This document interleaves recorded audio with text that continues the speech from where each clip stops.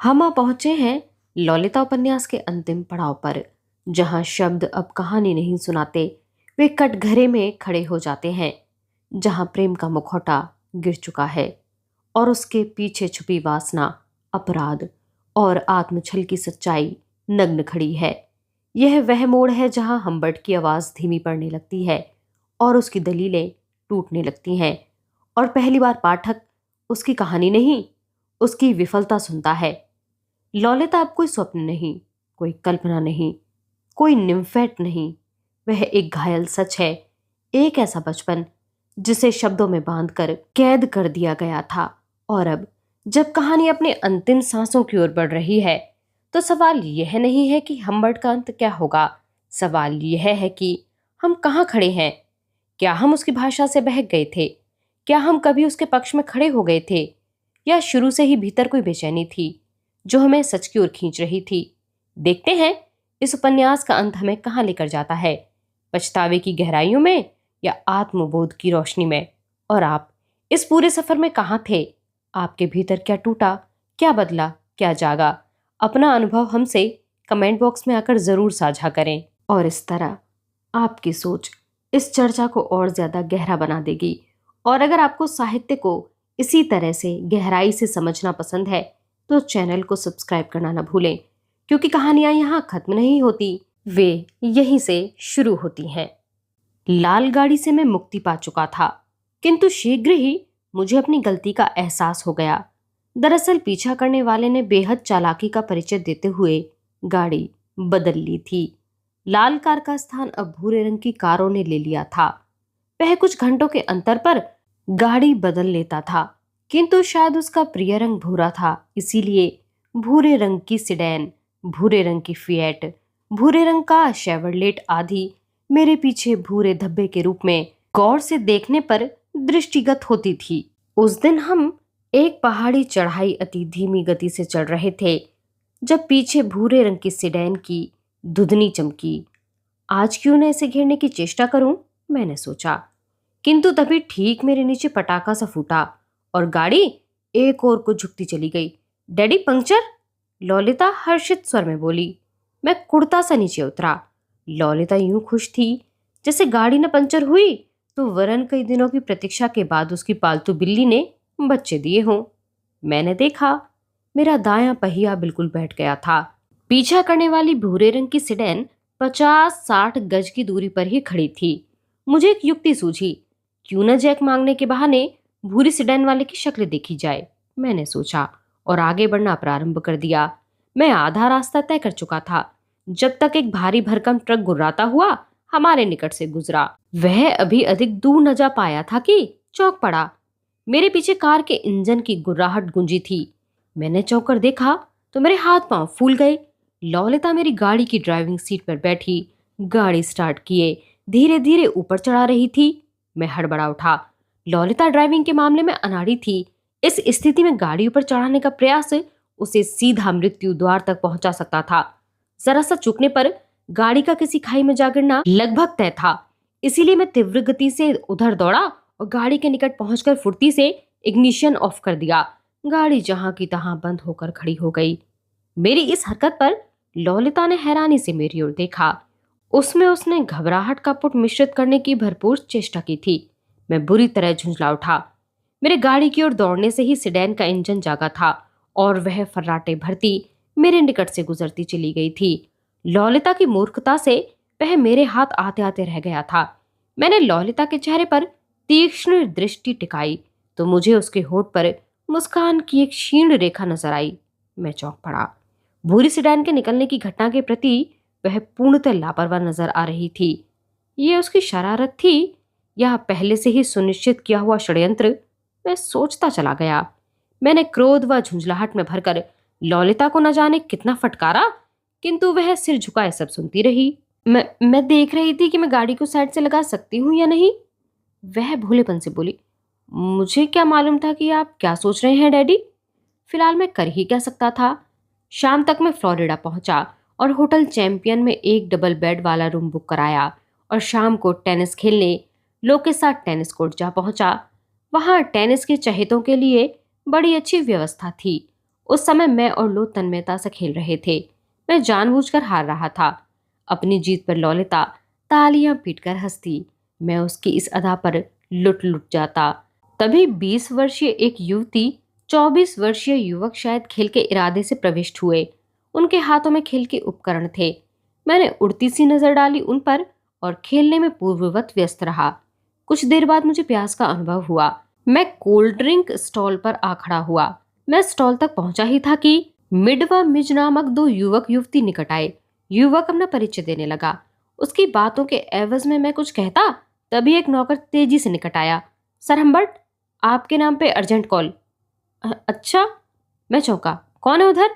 बिडरले के कोई महाशय आपसे तत्काल। मैंने आगे के शब्द नहीं सुने और ललिता की ओर मुड़ गया। ललिता को स्थिति से अवगत कराकर 2 मिनट में आने का वायदा करके रिसेप्शन तक पहुंचा तो उसने बताया कि बिडरले की किसी स्कूल की हेड मिस्ट्रेस तत्काल बात करने की इच्छुक हैं।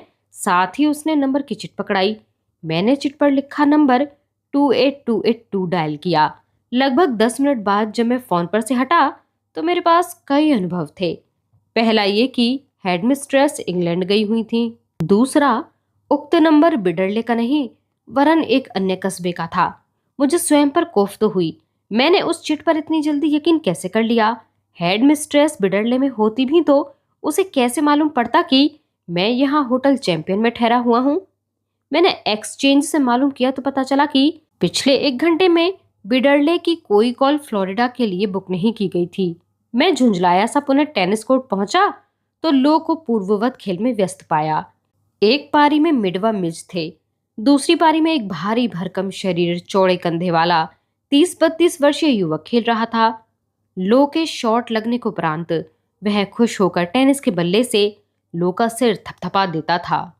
किंतु इससे पहले कि मैं अपने निकट पहुंचकर ढंग से उसका चेहरा देख पाता, उसकी नजर मुझ पर पड़ चुकी थी। मेरे देखते ही देखते वह एक उड़ाका गेंद के पीछे भागा और लुप्त हो गया। मैं भी कुछ समझ भी न पाया था कि निकट कहीं कार का इंजन जागा और वह मुझसे दूर होता चला गया। मिस्टर मिड, वो व्यक्ति कौन था जो अभी अभी यहां से गेंद के पीछे? मिड ने चारों ओर अनभिज्ञ भाव से देखा, ठीक ऐसे जैसे उसने उसे उसी की तरह देखा ही ना हो। उसने असमर्थ भाव से मेरी ओर देखते हुए इनकार में गर्दन हिलाई। मैं ललिता की ओर घूमा।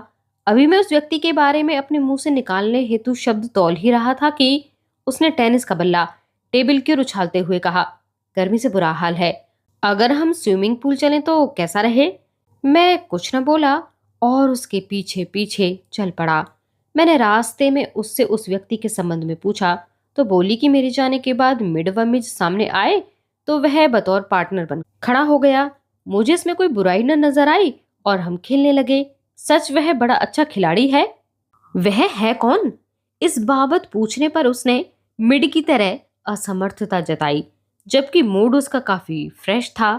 मुझे ऐसा लगा कि या तो वह झूठ बोल रही है अथवा बढ़ती उम्र के कारण मैं शने शने एक संदेहशील व्यक्ति के रूप में परिवर्तित होता जा रहा हूँ। मैं तैरना नहीं जानता था, इसलिए मैं पेड़ों की छांव में जाकर लेट गया। लो स्विमिंग करने लगी। कुछ देर बाद वह निकली और कपड़े बदल कर वह एक कुत्ते के साथ खेलने लगी। वह गेंद फेंकती और कुत्ता गेंद पकड़कर लाकर उसके कदमों में डाल देता। तभी मुझे एहसास हुआ कि समीप के पेड़ों के झुरमुटों में से कोई खड़ा लो का ये खेल प्रीतिकर दृष्टि से देख रहा है। मैंने उसे लक्ष्य किया तो मुझे उसका चेहरा छोड़कर शेष गोरा शरीर नजर आया। उसके चेहरे के सामने तौलिया था। लो कुत्ते के साथ खेल में संलग्न थी, किंतु बीच बीच में वह सिर उठाकर कनखियों से उस व्यक्ति को देख लेती थी। उसकी नजरों का एहसास पाकर वह और प्रफुल्लित मन से खेल में निमग्न हो जाती। मैं हतप्रभ सा बारी बारी उन दोनों को देख ही रहा था कि उसके हाथ से तौलिया छूटा और पांव पर जा पड़ा। मेरे सामने बिजली सी चमकी। वह आदमी ट्रैप था, वही जो कभी पेट्रोल पंप पर हमसे टकराया था। ललिता की अतिरिक्त प्रसन्नता का राज भी मेरी समझ में आ गया। तभी वह शख्स चौंका। साथ ही कुत्ते के जोर जोर से भौंकने का स्वर उभरा। उसे कदाचित मेरी चुभती नजरों का एहसास हो चुका था। उसने तौलिया ज्यों का त्यों छोड़ा और तेज तेज कदमों से एक और को चलता हुआ अदृश्य हो गया। मैंने देखा ललिता कुछ निराश हो चली थी। मुझे जोर की उबकाई के साथ साथ सीने में तीव्र जलन का एहसास हुआ। जलन शने शने तीव्र दर्द में परिवर्तित होती चली गई। कदाचित ऐसा तीव्र मानसिक दबाव के कारण हुआ था। सीने की जलन कै के रूप में सामने आई। लो ने मेरी बिगड़ी तबीयत देखी तो तीव्र गति से मेरे पास आई और मुझे संभालने में लग गई। उसने मुझे गरारा करने हेतु पानी उपलब्ध कराया। कुछ अन्य लोग मेरी ओर आकृष्ट हुए थे। उन सबकी सहायता से मुझे होटल पहुंचाया गया। ललिता, मेरी ललिता मेरे साथ थी। स्वस्थ होने तक का समय मैंने भावुकता में बहते हुए गुजारा। भिन्न भिन्न विचारों में डूबता मैं बिस्तर पर पड़ा रहा। हालांकि लो ने मेरे निकट बनी रहने व सेवा में कोई कसर न उठा रखी थी, किंतु किसी ने कहा है कि दुख इंसान के लिए एक ऐसा अवसर है। दुख में भौतिकता में डूबा इंसान भी अपने निकटतम के पास जाने का प्रयास करता है। वही हाल मेरा भी हुआ। स्वस्थ होने के बाद मैंने एलिफिंस्टन होते हुए कैलिफोर्निया जाने का निश्चय किया। हम शाम को एलिफिंस्टन पहुंचे और हमने जिस होटल कोर्ट में शरण ली, उसकी मालकिन मिसेस हेज नामक एक व्यवहार कुशल अधेड़ औरत थी। मुझे देखते ही उसने तत्काल पहचान लिया कि मैं स्विस हूँ। वह बहुत खुश हुई। इस सफर से लो कुछ ज्यादा ही निढाल थी और वह गुड़मुड़ एक ओर बैठी थी। मेरे पूछने पर उसने तबीयत ढीली होने की बात कही। मुझे कुछ अखरा, किंतु जब मैंने उसके बदन को छुआ तो मालूम हुआ कि उसे तेज बुखार है। मैंने मिसेस हेज को बुलवाया। मिसेस हेज ने फौरन डॉक्टर को बुलाया। डॉक्टर के उपचार के उपरांत लो को टाइफाइड का शिकार बताया। तबीयत के बारे में सुबह सूचित करने की ताकीद दी। अगर सुबह तक आराम न हुआ तो लो को हॉस्पिटल में एडमिट करना पड़ सकता है। डॉक्टर ने सलाह दी और रुखसत हो गया। रात गई मिसेस हेज कमरे में गई। पूरी रात लो कराहती रही और मैं उसकी सेवा में लगा रहा। सुबह डॉक्टर फिर आया। उसने लो को एडमिट कराने की सलाह दी। लो को मैंने एडमिट करा दिया। शीघ्र ही उसने स्वास्थ्य लाभ भी प्रारंभ कर दिया। मेरी जान में जान आई, क्योंकि स्वस्थ न होने की सूरत में उसके रिश्तेदारों को क्या जवाब देता। एडमिट होने के छठे दिन मैं हॉस्पिटल पहुंचा तो लो ने उत्फुल्ल मुस्कान से मेरा स्वागत किया। मैंने देखा वह कुछ कमजोर सी हो गई थी। इतने प्यारे, इतने सफेद फूलों को तुम प्राप्त कहाँ से कर लेते हो? उसने अपने सिरहाने व अगल बगल गमलों में रखे फूलों की ओर संकेत किया।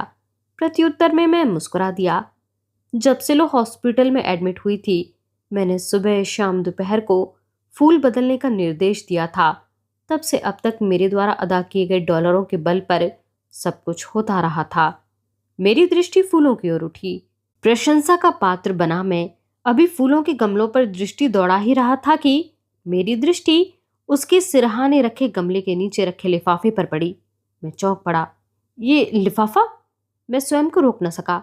मेरी एक पागल सहेली है, ललिता तनिक सक पकाकर बोली। मैंने उसे आज तक कुछ न बताया, किंतु वह अपने प्रेमी के लिखे पत्रों को दिखाने इस स्थिति में यहाँ आ गई है और अपने प्रेमी का पत्र पढ़कर सुनाने लगी। मैं कुछ न बोला। पत्र ललिता के सिरहाने था, इसलिए उसकी दयनीय स्थिति को देखते हुए मैंने वो प्रक्रिया दोहरानी उचित न समझी जो अब तक दोहराता रहा था, जबकि मैं अच्छी तरह जानता था कि लो अपनी पूर्व आदत के अनुसार कोई षड्यंत्र रचने पर आमादा थी और उसने उससे भी आगे बढ़कर कुछ कर दिखाया था। मैं आज तक असफल होने के कारण स्पष्ट रूप से कुछ भी साबित न कर सका था, इसलिए आगे बढ़कर लिफाफा उठाने का साहस मैं न कर पा रहा था। वैसे भी उसकी रुग्णावस्था में मैंने अपना संदेह स्पष्ट करना उचित न समझा, किंतु काश मैंने सोचा होता कि जिस ललिता के पीछे मैं अपना अदना सा शक लिए घूम रहा हूं, वह उससे हजारों कदम आगे जा चुकी है। ये जानते हुए भी कि वह मुझसे झूठ बोल रही है, मैंने वातावरण का सौहार्द कायम रखा और उसका बाजू छूते हुए बोला, तुम जल्दी जल्दी स्वास्थ्य लाभ कर लो, तत्पश्चात हम फौरन यहाँ से दूर निकल चलेंगे। मेरे सारे कपड़े यहाँ भेज देना। मैं अपनी सहेली को सारी ड्रेसेस दिखाना चाहती हूँ, वह इच्छुक भी है। लेकिन सारे कपड़े ले आना मतलब क्या फायदा? अतः तुम्हें जल्दी यहाँ से निकलना है, वहीं दिखा देना। ओ प्लीज, मैं वादा कर चुकी हूँ। ललिता ठिनकी। मैंने उसका मन रखने के लिए स्वीकृति दे दी। चलते चलते उसने कपड़े अपने प्रिय भूरे सूटकेस में रखकर लाने का निर्देश दिया और मैं वहां से विदा हो गया। घर पहुंचा तो एकांत मुझे काटने को दौड़ने लगा। परिणाम स्वरूप मैंने शराब पीनी शुरू कर दी। फिर भी मैंने ललिता की इच्छा का ध्यान रखते हुए उसके सारे कपड़े भूरे सूटकेस में रखकर पहुंचा दिए थे। सुबह में उठा तो हैंगओवर सिर पर सवार था। अधिक पीने से ऐसा हुआ था। मैंने 2 नींबू ठंडे जल में निचोड़कर कंठ से उतारे, किंतु कंठ तक भरी विस्की द्वारा प्रदत्त एसिडिटी से छुटकारा पाना इतना आसान न था। मैं बिस्तर पर ही पड़ा रहा। दोपहर को ललिता ने फोन किया। फोन मेरे नौकर ने रिसीव किया। उसने पूछा कि मैं हॉस्पिटल कब आऊंगा। मैंने नौकर से कह दिया कि उसे मेरी पूर्ण स्थिति से अवगत कराते हुए कल किसी वक्त आने की खबर दे दे। दूसरे दिन सुबह मेरी तबीयत पहले की अपेक्षा भारी थी। नित्य कर्मों से फारिग होकर मैंने हॉस्पिटल का फोन मिलाया तो मुझे पसीना छूट गया। उधर फोन रिसीव करने वाली नर्स ने बताया कि ललिता अपने चाचा मिस्टर गुस्ताव के साथ कल ही जा चुकी है। जाने के पूर्व मिस्टर गुस्ताव ने बिल अदा किया है।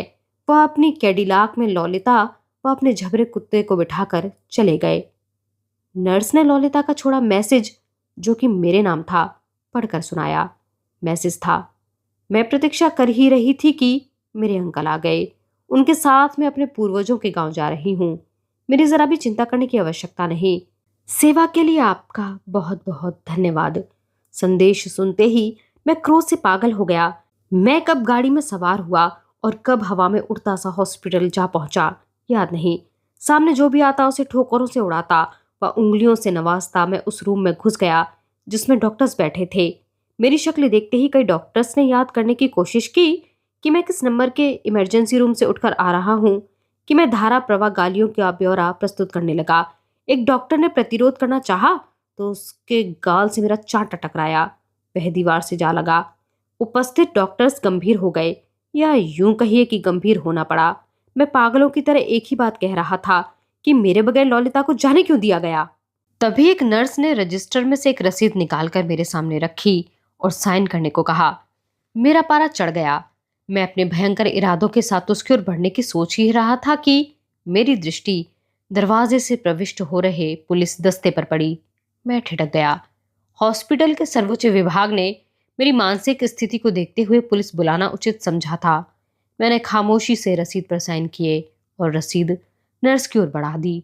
इसी में मेरी भलाई थी। लो की कुछ किताबें हॉस्पिटल में छूट गई थी। उसने उनका पैकेट मुझे सौंपा। मैं उसे लिए बाहर निकल गया। इसके सिवा चारा भी क्या था। ललिता की याद सीने में समेटे तन्हाई का मारा हम्बर्ट दर दर भटक रहा था।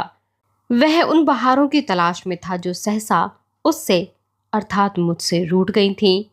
मेरी जेब में ट्रैप का हुलिया था और मैं उसकी तलाश में होटलों की खाक छानता फिरता किसी सूत्र की तलाश कर रहा था जिसके जरिए मैं अपनी लो तक पहुंच सकूं। 5 जुलाई से 18 नवंबर तक मैंने 300 से ऊपर के होटलों की खाक छानी और किसी न किसी बहाने वहां के रजिस्टर चेक किए। मुझे ट्रैप का होलिया तो न मिल सका। हाँ, लगभग 25 रजिस्टरों में एक ही व्यक्ति द्वारा किए गए अनेक नामों के सिग्नेचर्स प्राप्त हुए। स्पष्ट था कि वह हर बार होटलों में नाम बदलकर ठहरा था, किंतु उसके द्वारा लिखे गए W, T व L लिखने का तरीका समान था, जिसके आधार पर मैं उसे संदेह के घेरे में ले सका। प्राप्त सूत्रों के आधार पर मैंने अनुमान लगाया कि वह स्विस व फ्रेंच भाषा का विद्वान था। इसके आगे अभी तक कुछ भी मालूम न हुआ था। मैंने ललिता से संबंधित सारी चीजें अनाथालय पहुंचा दी। बेवजह उन्हें देख देख कर किलसना मेरी सहनशक्ति से बाहर की बात थी। लो की याद में मैं एकांत प्रिय होता जा रहा था। एकांत प्रियता मुझे साहित्य में डूबने को प्रेरित कर रही थी। इसी में मैंने अपनी भलाई भी समझी। कारण यह कि दीवानगी की प्रत्येक हद में पार कर चुका था। मुझे अपना नाम याद करने के लिए भी कई मिनट तक मेहनत करनी पड़ती थी। मैं कैलिफोर्निया चला आया और साहित्य सृजन में डूब गया। मेरे लेख, कविताएं, नाम, पते समेत पत्रिकाओं व अखबारों में छपने लगे। मैं कुछ संभला तो मेरी दृष्टि 12-13 वर्ष की लड़कियों को देखने हेतु कुल बनाने लगी। जब भी ऐसा अवसर आता मैं चूकता न था। इन्हीं दिनों मेरी मुलाकात 30 वर्षीय रीता से हुई। रीता ने मुझे संभाला और वह लगभग 2 सालों तक मेरे साथ रही। तत्पश्चात एक दिन गायब हो गई। क्योंकि हम दोनों के संबंधों के मध्य कोई शर्त न थी, इसलिए मैंने परवाह न की। लगभग 8 दिन बाद मुझे इत्तला मिली कि बदचलनी के आरोप में पुलिस ने उसे कैद कर लिया है। सन 1952 के सितंबर माह के प्रारंभ में मुझे 2 पत्र मिले। उनमें से एक पत्र उस आदमी का था जिसे मैंने शार्लेट की संपत्ति की देखरेख की जिम्मेदारी सौंपी थी। उसका नाम कार्लो था और उसने लिखा था कि वह अब अमेरिका जा रहा है। मेरी अर्थात शार्लेट की संपत्ति के कागजात मेरे वकील के पास सुरक्षित रहेंगे। कार्लो ने शादी कर ली थी और हनीमून मनाने अमेरिका जा रहा था। मैंने दूसरा पत्र खोला तो मेरे बदन में सनसनी सी दौड़ गई। धमनियों में बहता लहू जहां का तहां ठिठक गया। वो पत्र ललिता का था। उसने लिखा था, आदरणीय प्रिय डैडी, मेरी व डिक की ओर से आपको कोटिश नमस्कार। आप कैसे हैं? मैंने डिक से शादी कर ली है। संभवतः क्रिसमस के आसपास मैं मां बनने का सौभाग्य भी प्राप्त कर लूंगी। आप मुझसे नाराज होंगे, जानती हूं, किंतु जो कुछ हुआ वो सब परिस्थितिवश था। डिक अस्थायी रूप से खानों में इंजीनियर का कार्य करता है।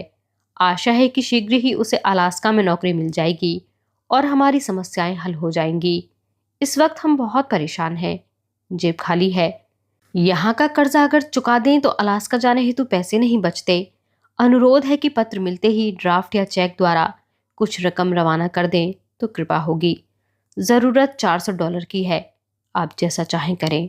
पत्र की प्रतीक्षा में ललिता, मिसेस शिलर। मैंने पत्र समाप्त किया तो मेरे बदन में ठंडी ठंडी लहरें दौड़ रही थी। मेरी आंखों के सामने लो का चेहरा लहरा रहा था। ललिता का पत्र मुझे 21 सितंबर को मिला और 22 सितंबर को मैं कैलमोंट रवाना हो गया। ललिता ने यह पत्र यहीं से लिखा था। शहर के बाहर आकर मैंने गाड़ी रोकी और जेब से अपने काले मित्र अर्थात रिवॉल्वर को निकाल लिया। मैं अपना निशाना इस विशेष स्थिति से पूर्व दुरुस्त कर लेना चाहता था। मैंने अपना स्वेटर पेड़ से लटकाया और वहां छाई निर्जनता पर दृष्टिपात करते हुए स्वेटर पर फायर झोंक दिया। एक एक करके मैंने 5 गोलियां चलाई। 5 गोलियां मेरे वांछित निशानों पर लगीं और मैं गर्व से भर उठा। मेरे रिवॉल्वर का ट्रैगर सख्त था। मैंने उसमें तेल डालने का फैसला किया और सफर पर निकल पड़ा। अगले दिन शाम को मैंने कैलमोंट के एक निकटवर्ती शहर में डेरा डाला और पूरी तैयारियां मुकम्मल कर ली। सुबह में खूब सज सवर कर शानदार सूट में यूं ललिता के घर की ओर रवाना हुआ जैसे मैं हत्या करने जैसे भयंकर इरादे से नहीं वरन दूल्हे का छोटा भाई बनकर जा रहा हूं। ललिता का घर ढूंढने में मुझे विशेष परेशानी नहीं हुई और शीघ्र ही मैंने उसके मकान के बेल स्विच पर उंगली रख दी। दरवाजा ललिता ने ही खोला। मुझे देखते ही वह चौंक पड़ी। हाय, आप? उसके मुंह से निकला, यहां? कदाचित उसे आशा न थी कि मैं सीधा उसके पास आ जाऊंगा। मैंने उसकी ओर गौर से देखा तो मेरे दिल की धड़कनें बढ़ती चली गईं। लो के अंग प्रत्यंग में गजब का भराव व निखार आ गया था। ये बढ़ती उम्र का प्रभाव था या मातृत्व की गरिमा का निखार, मैं ये तो न जान सका। हाँ, मेरी दृष्टि उसके उभरे पेट पर आकर जरूर स्थिर हो गई। वह मेरी दृष्टि का पीछा करने की सोच ही रही थी कि मैंने पूछा, डिक तुम्हारा पति है ना? हाँ हाँ, है घर पर। पूछते ही मेरा जेब में पड़ा हाथ रिवॉल्वर के काले कलूटे दस्ते पर सख्त हो गया। लो ने चौंक कर मेरी ओर देखा। कदाचित वह मेरे मनोभावों को ताड़ने की कोशिश कर रही थी। किसकी हत्या के इरादे से वहां आया था? अब तक आप लोग सोच रहे होंगे कि मैं ललिता से प्रीतिकार लेना चाहता था। नहीं, मैं उससे प्रीतिकार नहीं ले सकता। वह मेरा प्यार, मेरा प्राण थी। मैं उसके प्राण लेता भी तो कैसे? मैं तो उस कारण को समाप्त कर देने का ख्वाहिशमंद था जिसने मेरी लो को मुझसे अलग कर दिया था।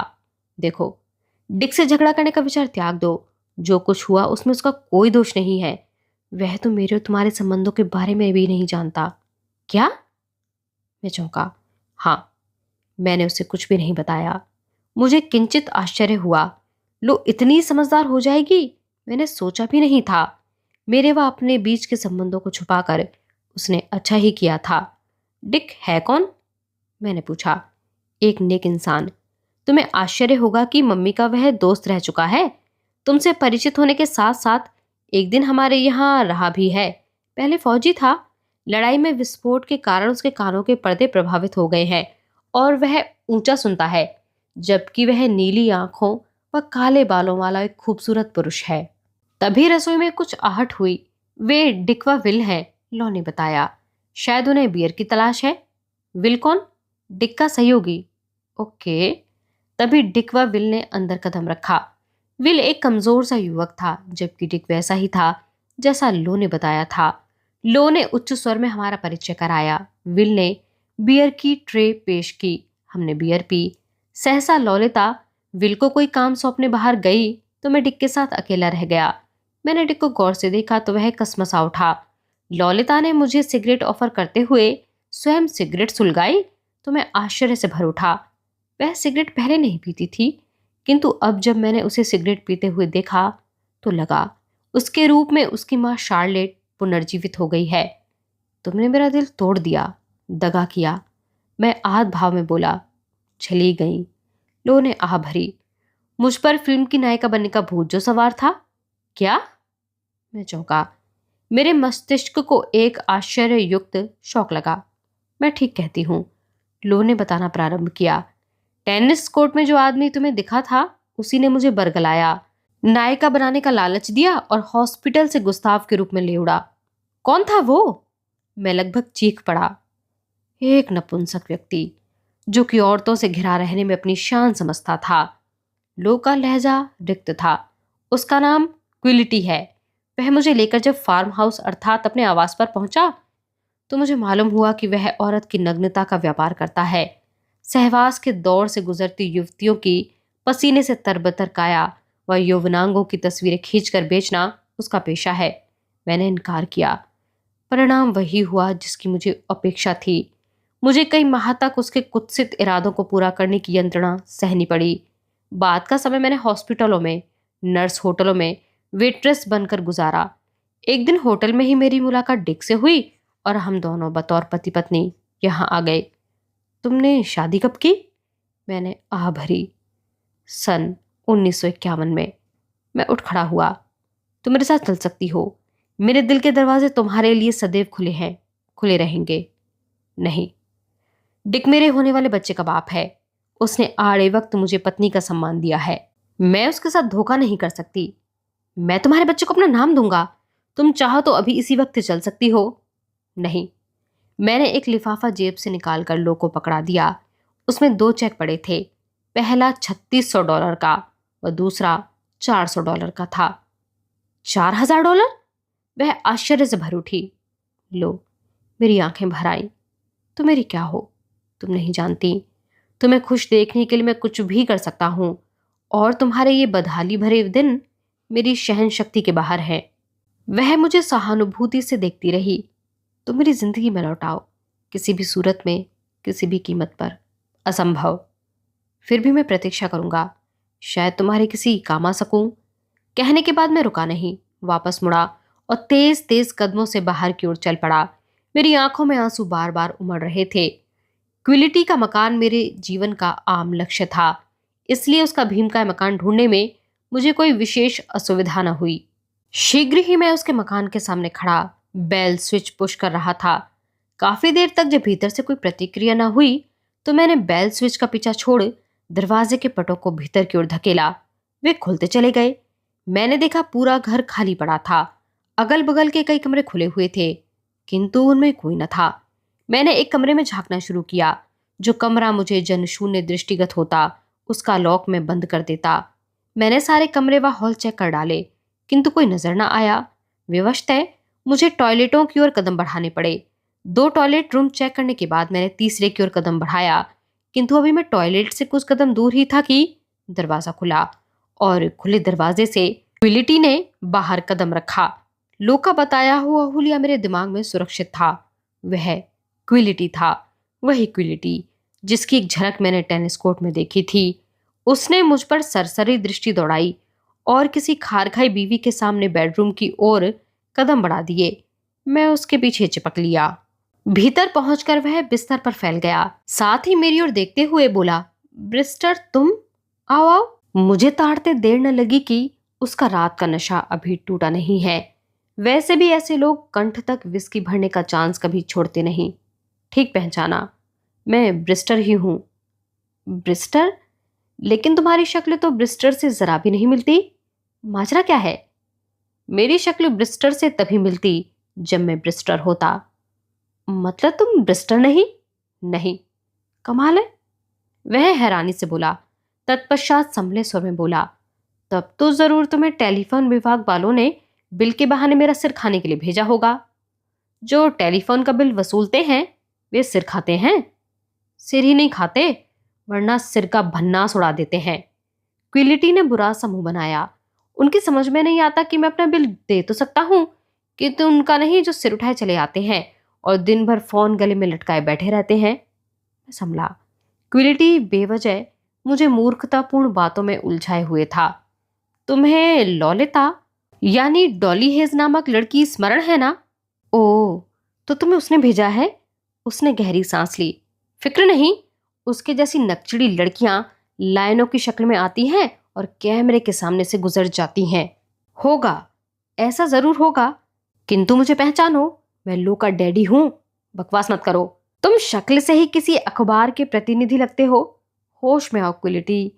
लो मेरी प्यारी, जान से प्यारी बच्ची थी। वह तनिक सचेत हुआ। गौर से मेरी ओर देखा तो उसकी आंखों की चमक मंद पड़ गई। वह कसमसाया। उसने उठने का उपक्रम किया। जैसे हो वैसे ही पड़े रहो। मेरे स्वर में जहर उभरा। मैंने रिवॉल्वर तान दिया। भ्रमवश हिलना भी मत। तुम्हारे हाथों में रिवॉल्वर क्यों है? मैं तुम्हारे द्वारा खेले गए ड्रामे का क्लाइमैक्स सीन क्रिएट करने आया हूं। मैं हंसकर बोला और हाथ में पकड़े रिवॉल्वर की नाल का रुख उसके सीने की ओर कर दिया। अच्छा तुम? उसने उठकर अपना दायां हाथ आगे बढ़ाया। Glad to meet you. मैंने आगे बढ़कर पांव की ठोकर उसके टखनों पर मारी। वह सोफे पर गिरकर दोहरा हो गया। धक्का क्यों मारा? वह चिढ़कर बोला। इसलिए कि मैं अब तुम्हें संसार से ही धक्का देने वाला हूं। मार्वलस, ड्रामे का डायलॉग प्रभावशाली है। प्रत्युत्तर में मैंने ट्रिगर दबाया। गोली उसके सीने में दाईं ओर प्रविष्ट हो गई। भाई साहब मजाक बंद करो। मैंने न जाने कितने नाटक लिखे, किंतु इस प्रकार कलम कभी नहीं चलाई। तुम्हारी अंतिम इच्छा क्या है? मैं पियानो बजाना चाहता हूं। उठो, चलो। मैंने रिवॉल्वर हिलाया। वह उठा और रक्त से सनते जा रहे सीने के साथ दूसरे कमरे में घुस गया। उसके कदम लड़खड़ा रहे थे। मैं उसके पीछे हो लिया। वह सचमुच पियानो पर बैठा और कोई दर्दयुक्त धुन बजाने लगा। धुनों में मेरी कोई रुचि कभी न थी। लगभग 5 मिनट बाद वह पियानो पर यूं ढीला पड़ गया जैसे थक कर ऊँग गया हो। मैंने दूसरी गोली चलाई जो उसके बाएं हाथ में लगी। वह चिहुक कर सीधा हो गया। तुम अभी भी यहां हो? उसने आंखों का फोकस मेरे चेहरे के इर्द गिर्द घुमाया। तुम्हारी अंतिम इच्छा पूरी हो चुकी है, मैंने मुस्कुराते हुए कहा। वह उठकर सीढ़ियों की ओर भागा, किंतु अभी उसने 3-4 सीढ़ियां ही फलांगी थी कि मैंने उसके सिर का निशाना लेकर गोली चलाई। उसके सिर का भेजा उड़ गया। वह लुढ़का और नीचे आकर रुक गया। उसके प्राण पखेरु उड़ चुके थे। चंद पलों तक मैं खड़ा उसकी लाश को घूरता रहा। तत्पश्चात नीचे हॉल में आया तो 4-5 युवा अधेड़ औरतें व 6-7 पुरुष एक गोल मेज के इर्द गिर्द बैठे स्कॉच पी रहे थे। उन सबकी आंखें नशे लाल थीं। क्विलिटी इज डेड। मैंने रिवॉल्वर हिलाते हुए किसी फौजी की तरह ऐलान किया। 2 औरतों ने एक सरसरी दृष्टि मुझ पर डाली और हंस पड़ी। तत्पश्चात उन्होंने अपने हाथ पैमानों की ओर बढ़ा दिए थे। क्विलिटी को मैंने गोली मार दी है, मैं खींचकर चिल्लाया। ठीक किया, एक औरत पैमाने में शराब डालते हुए बोली। ये नेक काम तो कब का हो जाना चाहिए था। तुम ठीक कहती हो, एक गंजा व्यक्ति हंसा था। मैं चंद पलों तक उन्हें आश्चर्य से देखता रहा। मेरी समझ में न आ रहा था कि मैं उन्हें कैसे यकीन दिलाऊं। कदाचित वे सोच भी नहीं सकते थे कि क्विलिटी जैसे निकम्मे को कोई मारने का रिस्क भी उठा सकता है। मैं नीचे उतरा और बाहर की ओर बढ़ता चला गया। मेरी ओर किसी ने देखा तक नहीं। ज्यूरी के माननीय सदस्यों व उपस्थित सज्जनों, इसके आगे क्या हुआ अखबार व रेडियो आपको बता चुके हैं। मैंने वकील से गुजारिश की है कि मेरा ये आत्मकथ्य मेरे मरने के बाद किसी प्रकाशक को प्रकाशन के लिए दे दिया जाए। मैं कब तक इस धरती पर जीवित रहता हूँ मुझे नहीं मालूम। हाँ, जब तक मैं जिंदा हूँ ईश्वर से प्रार्थना करता रहूंगा कि मेरी ललिता अपने पति के साथ सदा खुश रहे। क्विलिटी जैसे शैतान की प्रछाया भी उसके जीवन पर ना पड़ सके, जिससे कि वह अपने पति डिक व होने वाले बच्चे के साथ स्वस्थ व सुखी रह सके। मेरी ललिता से कहना कि वह अपने पति को सदा खुश रखे, इसी में उसकी व उसके आने वाले बच्चे की भलाई है। मेरी आत्मा यह शरीर छोड़ने के बाद भी ललिता के आसपास मंडराती रहेगी। मेरी ललिता, प्यारी ललिता, बस यही मेरी कहानी समाप्त होती है। हम्बर्ट। इसी के साथ यह उपन्यास समाप्त होता है। जब आप यहाँ तक पहुंच ही गए हैं तो हमें कमेंट बॉक्स में आकर अपने विचार जरूर बताएं कि आपको यह उपन्यास कैसा लगा। हमें आपके विचारों की प्रतीक्षा रहेगी। हमें सुनते रहने के लिए, हमारे साथ बने रहने के लिए आप सभी का बहुत शुक्रिया।